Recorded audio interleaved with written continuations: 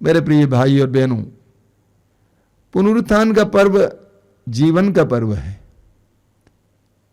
हम प्रकाशना ग्रंथ की अध्याय 1 उसके वाक्य 17, 18, 19 में पढ़ते हैं। प्रभु कहते हैं, डरो मत, आदि और अंत मैं हूं, प्रथम और अंत मैं हूं, जीवन का स्रोत मैं हूं। मैं मर गया था, देखो मैं अनंत काल तक जीवित रहूंगा। प्रभु यीशु के पुनरुत्थान का पर्व हमारे लिए अनंत जीवन का संदेश लेकर आता है, अनंत जीवन का संदेश देता है। तो ये आनंद और जीवन का पर्व था और हमने मनाया है। इसको और गहराई से समझने के लिए हमें प्रभु यीशु के जमाने की ओर जाना होगा। प्रभु यीशु के जमाने में भी यहूदियों में कुछ लोग पुनरुत्थान पर विश्वास नहीं करते थे। उनको हम सदूकी कहते हैं। सुसमाचारों में हम सदूकियों के बारे में पढ़ते हैं। वे पुनरुत्थान पर विश्वास नहीं करते थे। उनके लिए एक ही जीवन था और जीवन का अंत मृत्यु है, और उसके बाद ये शरीर, ये व्यक्ति पाताल में जाता था, गर्त में जाता था, बस समाप्त। तो मृत्यु जीवन का अंत था उनके लिए। वे ना तो स्वर्गदूतों पर विश्वास करते थे, अनंत जीवन पर विश्वास करते थे, न संतों पर विश्वास करते थे। इसीलिए सुसमाचार में हम पढ़ेंगे कि कहीं कहीं वे यीशु को, जो पुनरुत्थान के बारे में और अनंत जीवन के बारे में संदेश देते थे, यीशु को चिढ़ाने के लिए कुछ बातें बोलते थे। आपने सुना होगा, प्रभु यीशु को से सामने सदूकियों ने एक बात रखी। उन्होंने कहा कि गुरुवर, एक नारी थी, उसने एक पुरुष से शादी की, वो पुरुष मर गया। नियम और प्रथा के अनुसार उसके भाई से शादी की, वो भी मर गया। इस तरह 7 भाई मर गए। अब जब पुनरुत्थान के बाद वो स्वर्ग में होंगे, वो नारी किसकी पत्नी होगी? प्रभु को चुराना चाहते थे, क्योंकि वे पुनरुत्थान पर विश्वास नहीं करते थे। इसी तरह बार बार अन्य अन्य बातें भी रखी जाती थी। लेकिन प्रभु यीशु ने लोगों को स्पष्ट शब्दों में समझाया कि पुनरुत्थान है और अनंत जीवन है। प्रभु ने कहा कि हमारे ईश्वर ने कहा, यहोवा ने कहा है कि मैं इब्राहिम, इसहाक और याकूब का ईश्वर हूं, जीवितों का ईश्वर हूं। प्रभु यीशु ने कहा कि ईश्वर जीवितों का ईश्वर है। तो प्रभु यीशु ने स्वयं पुनरुत्थान के बारे में बताया। सदुखी लोगों के लिए मृत्यु जीवन का अंत था। कभी कभी मैंने देखा है, अधिकतर विश्वासी और मसीही भी इसी तरह विश्वास रखते हैं। दिमाग में एक विश्वास रखते हैं, बोलते भी हैं कि पुनरुत्थान है, लेकिन व्यावहारिक रूप से देखा जाए तो वे पुनरुत्थान पर विश्वास नहीं करते। मुंह से बोलते हैं, मन में रखते हैं, लेकिन व्यावहारिक रूप से देखा जाए हम में से कई लोग भी सदूकियों की तरह है, पुनरुत्थान पर विश्वास नहीं करते। इसीलिए रोमियों की पत्र के अध्याय 10 वाक्य 9 में संत पौलुस कहते हैं, यदि आप मुख से स्वीकार करते हैं कि यीशु प्रभु हैं और हृदय से विश्वास करते हैं कि परमेश्वर ने उसे मृतकों में से जिलाया है, तो आपको मुक्ति मिलेगी। कहां से विश्वास करते हैं? हृदय से विश्वास करते हैं। हम दिमाग से विश्वास करते हैं, मुंह से बोलते भी हैं, लेकिन हृदय से शायद ही विश्वास करते हैं। यही कारण है, आपने देखा होगा, जब हमारे जीवन में कोई ना कोई हमारे प्रिय लोग मर जाते हैं तो हम लोग कितने टूट जाते हैं। हम में से कुछ प्रिय लोग मर जाते हैं तो कितने अपने में टूटापन महसूस करते हैं। इसीलिए संत पौलुस कहते हैं थिस्सलुनीकियों के पहले पत्र के अध्याय 4 उसके वाक्य 13 में, देखिए संत पौलुस क्या कहते हैं, भाइयों, हम चाहते हैं कि मृतकों के विषय में आप लोगों को निश्चित जानकारी हो, कहीं ऐसा ना हो कि आप उन लोगों की तरह शोक मनाएं जिन्हें कोई आशा नहीं है। पौलुस कहते हैं कि मृतकों के विषय में आपको सही जानकारी हो, जिससे आप किसी की मृत्यु पर इतना शोक ना मनाएं मानो हमारी कोई आशा नहीं है। प्रभु यीशु के शिष्य भी ऐसे ही थे। वे आम लोग थे। जिस तरह हम मौत से डरते हैं, मौत हमारे लिए एक डरावनी बात है, उसी तरह शिष्यों के लिए भी मौत डरावनी बात थी। यही कारण है कि वे सभी लोग भाग गए। पेतरुस ने यीशु से कहा था कि मैं आपके लिए प्राण न्यौछावर करने को भी तैयार हूं, अपने प्राण को भी अर्पित करने को तैयार हूं। लेकिन वास्तव में जब यीशु पकड़े गए थे, पेतरुस पीछे जा रहा था धीरे धीरे। लेकिन कुछ लोगों ने पेतरुस से पूछा कि क्या तुम उनके अनुयायी नहीं हो? पेतरुस ने 3 बार अस्वीकार किया और शपथ खाकर कहा कि मैं उसको नहीं जानता हूं। समाचार में हम पढ़ते हैं कि उस समय प्रभु की भविष्यवाणी के अनुसार मुर्गे ने मांग दिया, क्योंकि शिष्य डरे हुए थे, मौत से, मृत्यु से डरे हुए थे। लेकिन प्रभु यीशु के पुनरुत्थान के बाद जब पुनर्जीवित यीशु ने शिष्यों को बार बार दर्शन दिया, वचन में लिखा हुआ कि 40 दिन तक दर्शन दिए, अलग अलग जगहों पर बंद कमरे में प्रभु पुनर्जीवित यीशु आए और उनको दर्शन दिए। मार्ग पर चल रहे थे, पुनर्जीवित यीशु उनके साथ हो लिए, उनको दर्शन दिए। प्रभु यीशु ने अपनी कब्र के पास खड़े हुए लोगों को दर्शन दिए। शिष्य मछली पकड़ने गया थे, वहां पर तिबेरियुस झील के पास यीशु ने दर्शन दिया, बार बार दर्शन दिए। पुनर्जीवित यीशु का दर्शन बार बार पाने से शिष्यों की आंखें खुल गईं और वे भी पुनरुत्थान पर विश्वास करने लगे। उनकी सोच बदल गई, उनकी सोच बदल गई, उनका जीवन बदल गया। वही पेतरुस जो यीशु का पीछा करने से डरता था, यीशु जब कलवारी पहाड़ की ओर ले जाए जा रहे थे, पेतरुस आधे मार्ग पर छोड़कर भाग गया था। वही पेतरुस प्रभु यीशु के पुनरुत्थान के बाद और पेंतकोस्त के दिन अब हजारों लोगों के सामने खड़े हो जाते हैं और प्रभु का सुसमाचार सुनाते हैं। शिष्यों का जीवन दर्शन ही बदल गया। मैं एक सिस्टर को जानता हूं, हमारी एक प्रिय सिस्टर है, आश्रम से जुड़ी हुई सिस्टर है। उनका एक भाई मर गया। उस भाई को सिस्टर बहुत प्यार करती थी और उस भाई के बड़े बड़े बेटे बेटियां हैं। जब सिस्टर दफन के लिए गई और उसके बाद उस भाई के घर पे कुछ दिन रही, तो सिस्टर बार बार रोती थी, क्योंकि अपने भाई के बारे में सोचकर दुख जरूर हुआ था, रोती थी। तो उस भाई की एक बेटी ने सिस्टर से पूछा, बुआ आप इतना क्यों रोती हैं? आप इतना क्यों रोती हैं? हमारे पापा तो स्वर्ग में हैं, वो हमारे लिए प्रार्थना करेंगे। देखिए, जिसको पुनरुत्थान पर विश्वास है, जिनको अनंत जीवन पर विश्वास है, उनके लिए मृत्यु डरावनी नहीं होती है, दर्दनाक नहीं होती है। कुछ वर्षों से, यानी 10-15 वर्षों से मैं प्रभु यीशु के पुनरुत्थान के बारे में वचन सुनाता हूं। पहले बहुत सुनाता था, आजकल कभी कदार सुनाता हूं। मैंने देखा कि प्रभु यीशु के पुनरुत्थान पर विश्वास करने से और अपने पुनरुत्थान पर विश्वास करने से मेरा नजरिया बदल गया।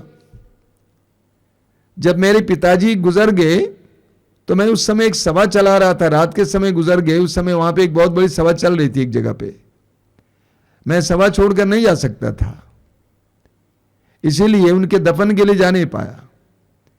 आश्रम वापस आने के बाद उनके लिए एक मिस्सा चाहा गया, जिसमें हमारे बहुत सारे अपने प्रिय मित्र, अधिकारी, पुरोहित भी थे और कुछ लोग थे।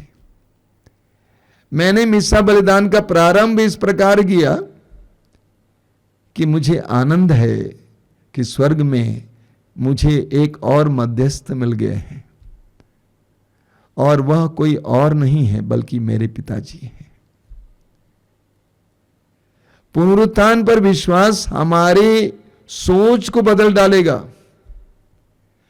मृत्यु के बारे में हमारे नजरिए को बदल डालेगा। कई वर्ष पहले मैंने किताब में पढ़ा,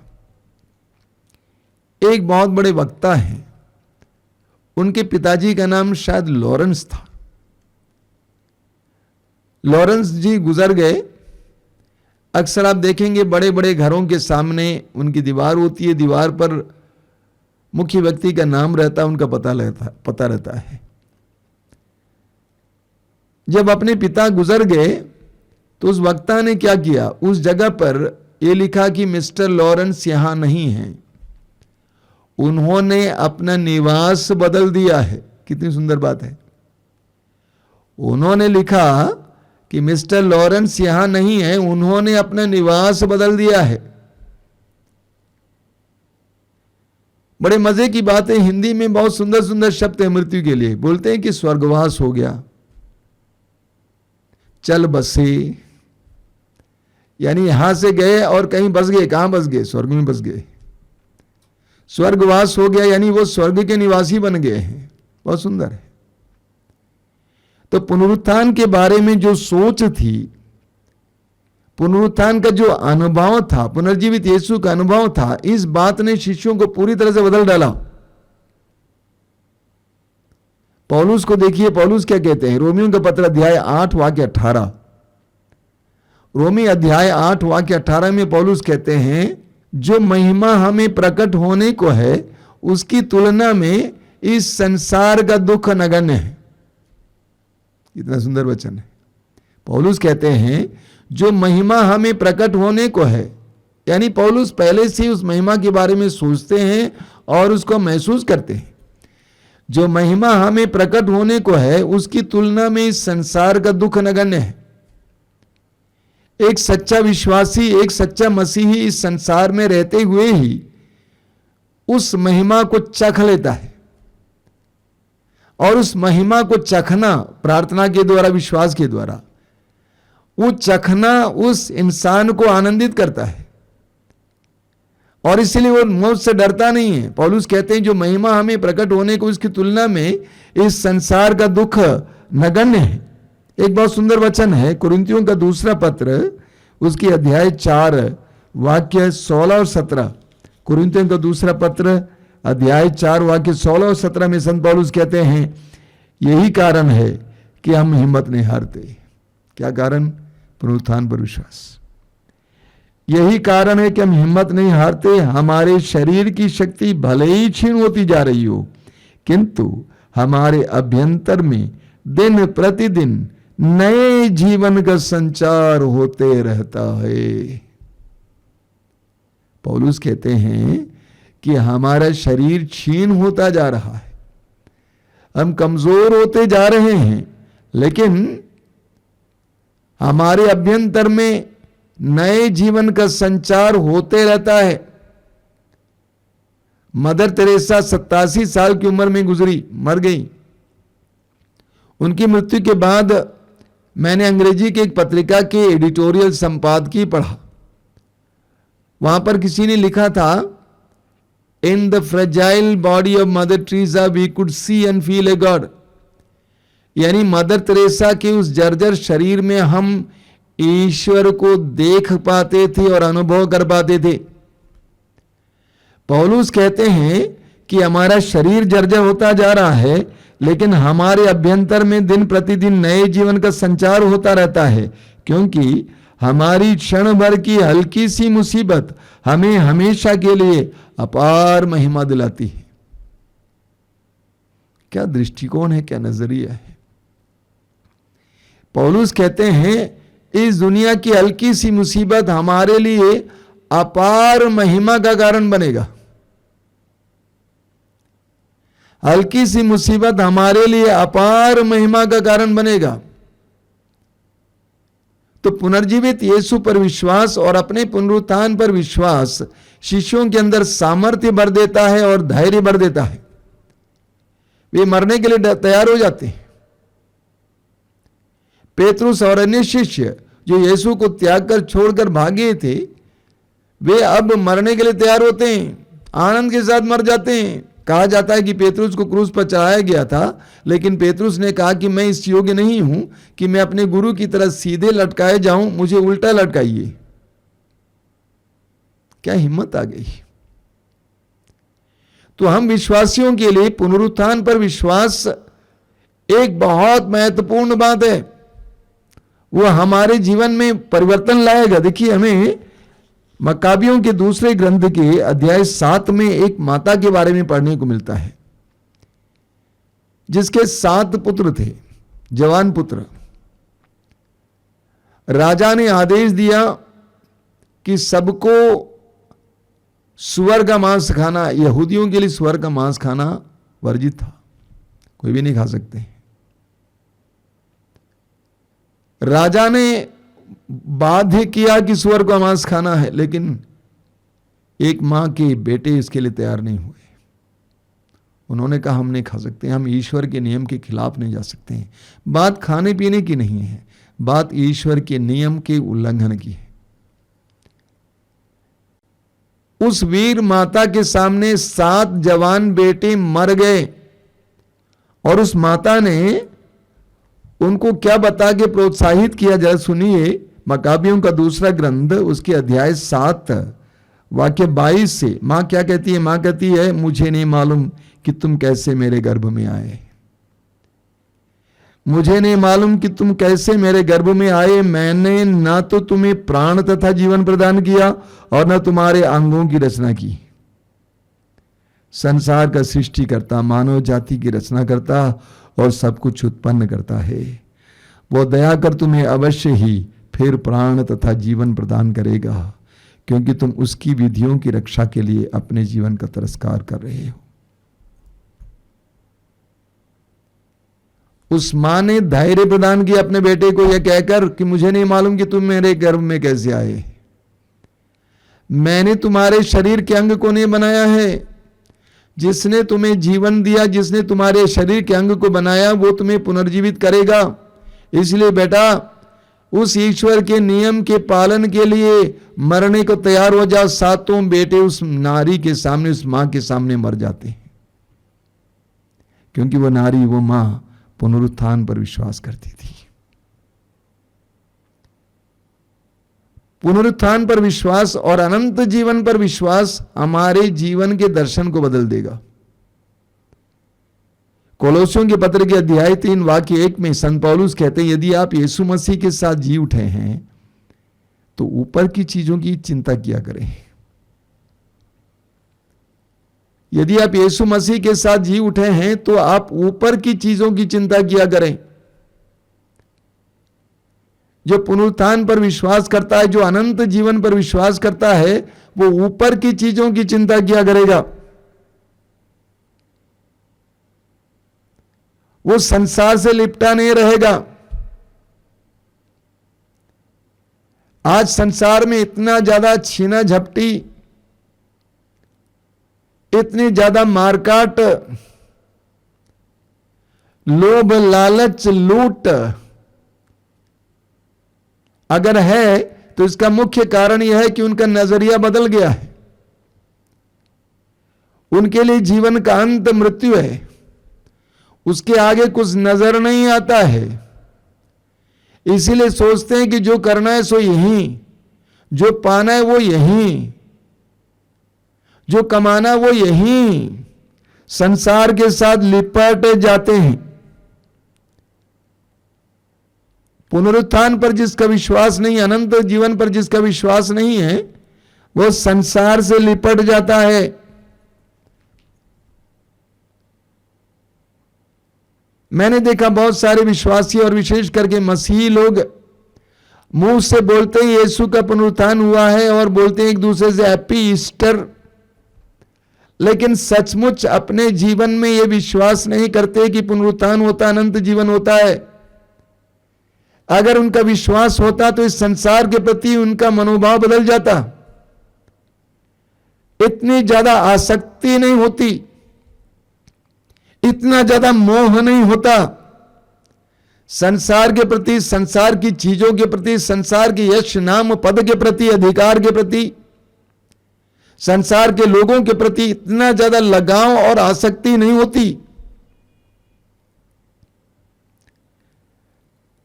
लेकिन पुनरुत्थान पर विश्वास और अनंत जीवन पर विश्वास हमें सामर्थ्य से भर देता है, शक्ति से भर देता है। जानते हैं प्रभु यीशु की मृत्यु के बाद करीब 270 साल तक यीशु के शिष्य मसीही लोग सताए गए थे। पूरे रोमा साम्राज्य में जहां कहीं भी मसीह पाए जाते थे उनके साथ अत्याचार होता था, उनमें से कई लोगों को मार डाला जाता था। रोम में आज भी कई अखाड़े दिखाई देंगे जहां पर मसीही लोग मार डाले जाते थे और जहां पर लोग इकट्ठे होते थे मसीहियों को मरते हुए देखने के लिए। किसी को भूखे सिंह के खड्ड में डाला जाता था, किसी को खंबे की तरफ बांधकर जलाया जाता था, किसी को जलते हुए तेल में डाला जाता था, किसी का गर्दन काटा जाता था। लोग देखने इकट्ठे होते थे और यीशु के शिष्य बड़े आनंद के साथ मृत्यु को स्वीकार करने के लिए गए। क्यों? क्योंकि वे अनंत जीवन पर विश्वास करते थे। प्रारंभिक कलीसिया के एक बहुत बड़े शहीद संत हैं, संत अंताकिया के संत इग्नेशियस। बिशप स्वामी जी थे, धर्माध्यक्ष थे। अंताकिया के संत इग्नेशियस जब अत्याचार चल रहा था, उनको पकड़ा जा रहा था, उन्होंने अपने कलीसिया के लोगों से कहा कि जब मैं सिंह के खड्ड में डाला जाऊंगा और सिंह मुझे खा जाएंगे तो मैं विश्वास करूंगा कि मैं यीशु की लायक एक रोटी बन जाऊंगा, मैं चबाए जाऊंगा, पीसा जाऊंगा, यीशु के लायक एक रोटी बन जाऊंगा। इतनी हिम्मत, इतना सामर्थ्य, इतना धैर्य कहां से मिला? पुनरुत्थान पर विश्वास। यीशु के पुनरुत्थान के द्वारा ईश्वर ने हमें यह बताया है कि तुम्हारा भी पुनरुत्थान होगा। यही कारण है कि प्रेरित चरित्र के अध्याय 4 में आप पढ़ेंगे, वाक्य 33 में आप पढ़ेंगे कि शिष्य बड़े आनंद के साथ और सामर्थ्य के साथ प्रभु यीशु के पुनर्जीवित यीशु का साक्ष्य देते थे और उन पर बड़ी कृपा बनी रहती थी। और सदुखी लोग यीशु के शिष्यों पर इतना क्रोध करते थे क्योंकि वे पुनरुत्थान की शिक्षा देते थे, ये बताकर कि यीशु का पुनरुत्थान हुआ, हमारा भी पुनरुत्थान होगा। तो ये पर्व जो हमने मनाया है, मना रहे हैं, ये पर्व हम में से हर एक विश्वासी से कहता है कि जिस तरह यीशु का पुनरुत्थान हुआ उसी तरह तुम्हारा भी पुनरुत्थान होगा। उस पुनरुत्थान पर दृष्टि लगाकर, उस अनंत जीवन पर दृष्टि लगाकर जीवन जियो, संसार से मत लिपटो। संसार की चीजों को इस कदर इस्तेमाल करो कि उस पुनरुत्थान के लायक और अनंत जीवन के लायक बन जाओ। यह पर्व हमारे लिए बहुत बड़ा महत्वपूर्ण पर्व है। संत पौलुस को सुनिए, संत पौलुस क्या कहते हैं? फिलिप्पी अध्याय 3 वाक्य 7 से 9। फिलिप्पी अध्याय 3 वाक्य 7 से 9 संत पौलुस कहते हैं, जिन चीजों को मैं महत्वपूर्ण समझता था उन चीजों को मैंने कूड़ा समझना शुरू किया है और मैंने फेंक दिया है। जिन बातों को मैं अनमोल मानता था, महत्वपूर्ण मानता था, उन सारी चीजों को मैंने कूड़ा समझ लिया और मैंने फेंक दिया।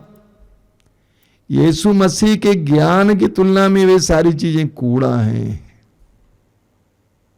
तो आज का त्योहार हमारे लिए अनुग्रह का त्योहार है।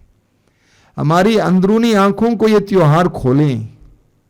यीशु के पुनरुत्थान पर विश्वास कीजिए और अपने पुनरुत्थान पर विश्वास कीजिए। आइए हम प्रार्थना करें। प्रभु यीशु, हम तुझे धन्यवाद देते हैं आज के सुंदर दिन के लिए, इस महान पर्व के लिए धन्यवाद देते हैं यीशु। हमारे विचारों को बदलने वाला पर्व, हमारे दृष्टिकोण को बदलने वाला पर्व, हमारे जीवन दर्शन को बदलने वाला पर्व यीशु, हम इस समय स्वीकार करते हैं और घोषित करते हैं, तू हमारे लिए मरा और तू हमारे लिए जी उठा। कुरिन्थियों के पहले पत्र के अध्याय 15 में संत पौलुस कहते हैं, यीशु समाचार है कि तू हमारे पापों के प्रायश्चित के लिए मरा और तू कब्र में रखा गया और तीसरे दिन तू महिमा के साथ पुनर्जीवित हुआ। तेरे पुनरुत्थान ने हमारे लिए जीवन का मार्ग खोल दिया यीशु, हमें मृत्यु के डर से स्वतंत्र किया यीशु। संत पौलुस कुरिन्थियों के पहले पत्र के अध्याय 15 में कहते हैं, मैं आप लोगों को एक रहस्य बता रहा हूं, हम सब नहीं मरेंगे। मैं आप लोगों को एक रहस्य बता रहा हूं, हम सब नहीं मरेंगे, बल्कि क्षण भर में पलक मारते अंतिम तुरही बजते ही हम सबके सब रूपांतरित हो जाएंगे। तुरही बजेगी, मृतक अनश्वर बनकर पुनर्जीवित होंगे और हम रूपांतरित हो जाएंगे। हम विश्वास करते हैं प्रभु, हमारे ये जीवन मात्र इस संसार भर के लिए नहीं है। हमारे जीवन का अंत मृत्यु नहीं है, स्मशान घाट नहीं है, कब्रिस्तान नहीं है। हम विश्वास करते हैं यीशु हमारे लिए मृत्यु जीवन का विनाश नहीं है, बल्कि जीवन का विकास है। हम विश्वास करते हैं कि मृत्यु के बाद हमें अनंत जीवन प्राप्त होगा।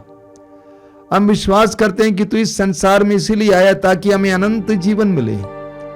धन्यवाद देते हैं प्रभु यीशु समय के लिए, इस महान पर्व के लिए धन्यवाद देते हैं। संत पौलुस तिमोथी के नाम संत पौलुस 13 अध्याय 2 वाक्य 8 में लिखते हैं, आप लोग दाऊद के वंश में उत्पन्न और मृतकों में से पुनर्जीवित यीशु मसीह को बराबर याद रखें। मृतकों में से पुनर्जीवित यीशु मसीह को बराबर याद रखें। यीशु हम विश्वास करते हैं तू मरने के बाद महिमा के साथ जी उठा है, और हम चाहते हैं कि हम बराबर इस बात को याद करें। संसार से हमारा मोह, संसार की चीजों के प्रति मोह, लोगों के प्रति मोह, उससे मिट जाएगा। हम जानते हैं हमें अनंत जीवन के योग्य जीवन जीने के लिए कृपा देना यीशु। हम भी जी उठना चाहते हैं, हम कब्र में रहना नहीं चाहते हैं, हम अनंत जीवन के सहभागी होना चाहते हैं, हम तेरे साथ राज्य करना चाहते हैं, हम महिमा में प्रवेश करना चाहते हैं। इस संसार के दुखों को नगण्य समझने के लिए हमें कृपा दीजिए। इस संसार की हल्की सी मुसीबत के लिए हमें महान महिमा प्राप्त हो। प्रभु यीशु तेरे पुनरुत्थान पर विश्वास करते हुए मैं इस समय प्रार्थना करता हूं, संसार भर के सभी विश्वासियों, विशेष करके मसीहियों को तेरे पुनरुत्थान के इस पर्व को समझने की कृपा दीजिए और तेरे साथ पुनर्जीवित होने के लिए कृपा देना यीशु। धन्यवाद यीशु, धन्यवाद। तेरी स्तुति, तेरी आराधना, तेरी महिमा हो। धन्यवाद यीशु, धन्यवाद।